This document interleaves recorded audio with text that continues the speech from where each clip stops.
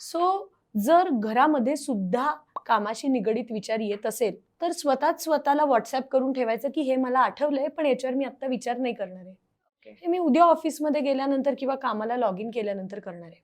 तसंच जर तुम्हाला ऑफिसला जावं लागत असेल तर ऑफिसमधून येत असताना मुद्दाम थोड्या वेळ काढायचा, 10-15 मिनिटं घराच्या पार्किंगमध्ये गाडीमध्ये गाणी ऐकताना शांतपणे बसायचं की ज्याच्यामध्ये कामाशी रिलेटेड कुठलाही विचार करायचा नाही. मग एखाद्या सिरीजचा एपिसोड तुम्ही बघू शकता, काही गाणी ऐकू शकता, घराच्या पार्किंग एरियामध्ये 2 छान चक्रा मारू शकता.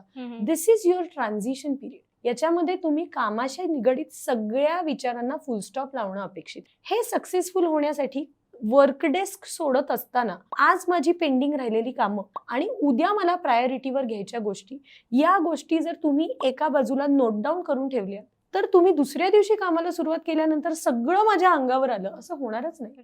कारण त्याचं प्लॅनिंग तुम्ही कालच करून ठेवलेलं आहे. प्लॅनिंग केलेल्या सगळ्या गोष्टी एक्झिक्यूट होतात असं नाही, पण प्लॅनच नसणं ही गोष्ट खूप चुकीची. करेक्ट. सो हे ट्रान्झिशन जर स्मूथ असेल ना तर बऱ्याचदा बाउंड्रींची अडचण येत नाही.